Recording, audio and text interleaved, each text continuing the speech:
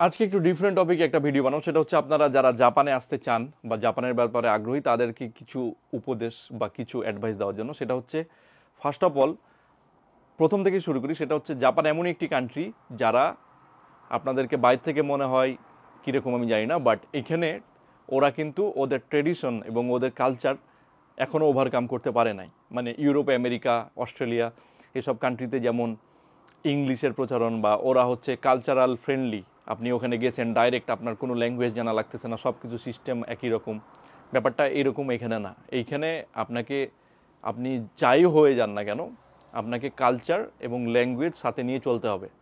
হ্যাঁ, একটা ভালো দিক আছে যে ওরা হচ্ছে রুড না এবং খুব ফ্রেন্ডলি।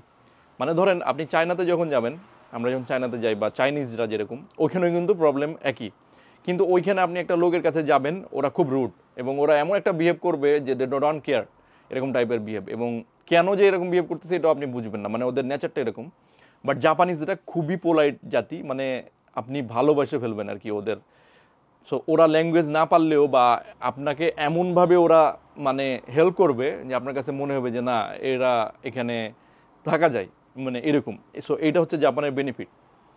কিন্তু আপনি যখন ভালো কিছু বড় কিছু করতে যাবেন, যখন একটা আর্নিংসের ব্যাপার আসে, তখন আপনাকে আলটিমেটলি ওদের ওয়েতেই যাইতে হবে। মানে এখানে খারাপের কিছু নাই, মানে ধরেন ট্রেডিশন এবং কালচার এটা মেনে চলাটা খুবই স্বাভাবিক, এটা গর্বের ব্যাপার। এটা অন্য যেগুলো কান্ট্রিতে নাই, এটা তাদের প্রাইডের ব্যাপার না। যেমন বাংলাদেশে আপনি কথার কথা, যতই মানুষ ওপেন হোক, আপনি বড়দেরকে যদি আপনি সালাম না দেন, আপনি যতই শিক্ষিত হন, আপনি যতই টাকা পয়সা থাকুক, আপনাকে ভালোভাবে কি নিবে না। তো এইরকম এদের নিজেদেরও অনেক কিছু আছে, যেটা মানে বডি স্ট্রাকচার থেকে শুরু করে আপনার ল্যাঙ্গুয়েজ, আপনার মুখের ফেস পর্যন্ত শুরু করে ওরা সব কিছু, এমনই একটা জাতি যে সব কিছু আপনার ওরা এটা মেনটেন করে এবং এটা পারফরমেন্স বলে এখানে আর কি, পারফরমেন্স করে, যেটা আমরা এত বছর থাকার পরেও পুরাপুরি আমাদের মধ্যে আসে নাই। তবে অনেক কিছুই ন্যাচারালি চলে এসেছে, এই জন্যই হয়তো আমরা টিকে আছি বা এই জন্যই হয়তো আমরা ভালো কিছু করতে পারতেছি।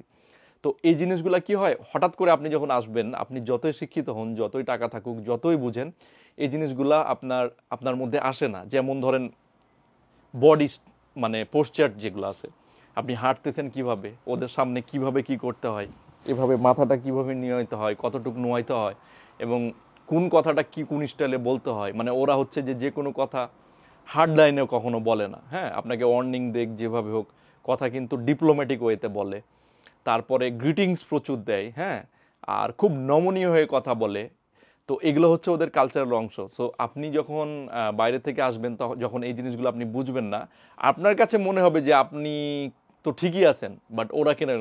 কিন্তু বাইরের থেকে যারা দেখে জাপানিজ বা আমরা যখন দেখবো, আমরা বুঝতে পারবো যে আপনি জাপানে নতুন। হ্যাঁ, তো এই জন্য আপনার এখানে যখন আসবেন, অবশ্যই আপনাকে কালচার এবং ল্যাঙ্গুয়েজ এগুলো শিখে আসতে হবে।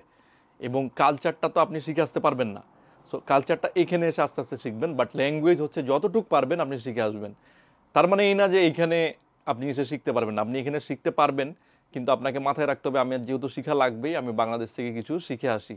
হ্যাঁ, এবং এখানে এসে আপনি ট্রাই করবেন যে নিজের যত আভিজাত্য, নিজের যত প্রাইড আছে, এগুলাকে সব গুড়িয়ে মনে করবেন যে আপনি বাচ্চা জাপানে নতুন আসছেন এবং সব কিছু আপনাকে গ্রহণ করতে হবে এবং শিখতে হবে। এই মেন্টালিটি দিয়ে যদি আপনি আগাইতে চান, এগিয়ে যেতে পারবেন। তাছাড়া মানে খুব টাফ।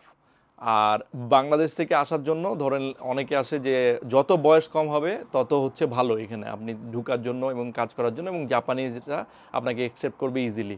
মানে আপনি যতই এডুকেটেড হন, যতই আপনি স্মার্ট হন, তার চেয়ে ইম্পর্টেন্ট হচ্ছে যে যত ছোট হন, ওরা হচ্ছে চায় ওদের মতো করে নিয়ে আপনাকে বানায় নিবে।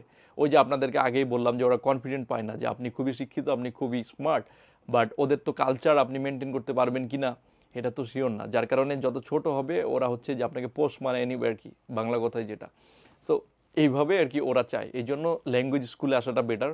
এবং যারা ধরেন আরেকটু ভালো, মানে ভালো ভালো ভার্সিটি থেকে এই ভার্সিটি বা ভালো ভালো কলেজ থেকে বের হয়েছেন, যাদের কনফিডেন্স ভালো, তারা আইএলটিএস করে বা ভালো ভালো যেগুলো ভার্সিটি আছে যেখানে ইংলিশ মিডিয়ামে পড়ালেখা হয়, ওইখানে আসেন। ওইটা হচ্ছে এক নম্বর অপশন। তারপরে যারা এভারেজ, অনেকে এটা করতে পারে না, যেমন আইএলটিএস ধরেন অনেকে জানে যে আমি ভালো স্কোর পাবো না, আমার জন্য কম্পিটিটিভ হয়ে যাবে, তা আপনি ল্যাঙ্গুয়েজ স্কুলে আসেন।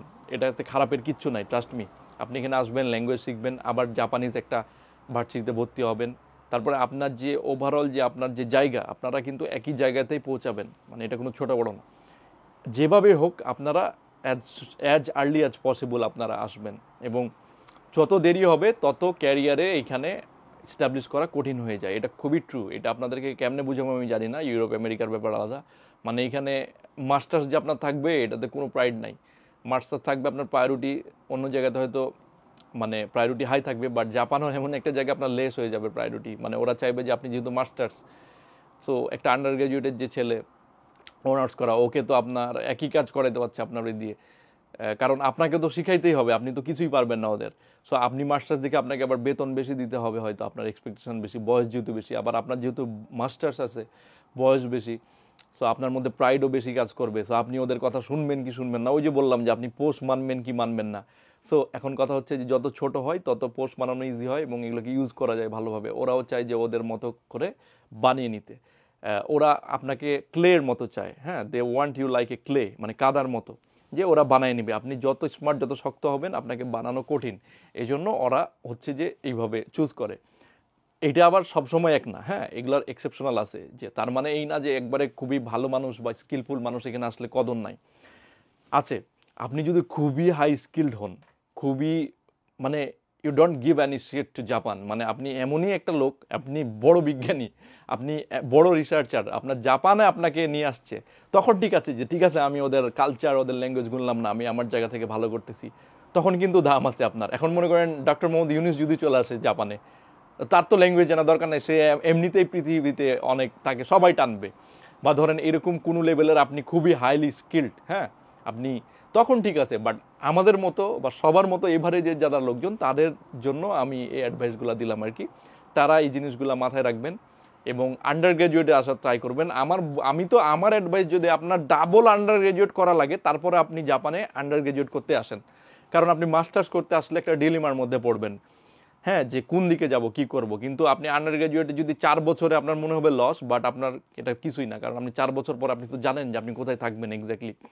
বাট বাংলাদেশে তো গ্র্যাজুয়েট করার পরে ধরেন 4 বছর আপনি জব খুঁজতে এটা ওটা করতে আপনার 4 বছর কখন কেটে যায় আপনি জানেন না, তারপরে আপনি হ্যাপি না, আপনার বেতন মিলতেছে না, আপনি কিভাবে কেউ বুঝতেছেন না। বাট এখানে একবার ব্যাকে গিয়ে যদি আপনি আর একটা আন্ডার গ্র্যাজুয়েট করে করতে চান, 4 বছর আপনার কাছে মনে হচ্ছে যে লস, কিন্তু আপনি যখন লং টার্ম চিন্তা করবেন তখন এটা কিছুই না, মানে আপনি তারপরে স্টিল এগিয়ে থাকবেন আর কি।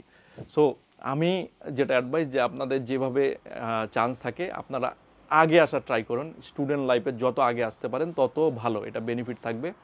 আর এখন যেহেতু জাপানে আপনার এটা ছাড়াও যারা দক্ষ কর্মী হিসাবে আসতেছে, তাদের ব্যাপারে তো আমি বললাম না, তারা তো অটোমেটিক বাংলাদেশ থেকে ধরেন যে পরীক্ষা টরীক্ষা দেখে আসতেছে, এখানে এসে কোম্পানিতে জব করবে এবং জব করার পর তারা নেক্সট যেটা স্টেপ তাদেরকে বলে দেওয়া হবে, ইদার তারা দেশে ব্যাক করবে বা যারা হয়তো ভালো করবে তারা এখানে টিকে থাকবে, বা কেউ আছে এখান থেকে, খারাপ লাগে শুনতে তারপরে বলি, কেউ আছে এখান থেকে টিকে না থাকতে পারলে তারা রিফিউজি ভিসাতে চলে যাবে এবং ব্ল্যাক লিস্টেড জব টবগুলো করবে, এভাবে টিকে থাকবে আর কি। সবাই কিছু না কিছু নিজেরটা বের করে ফেলে।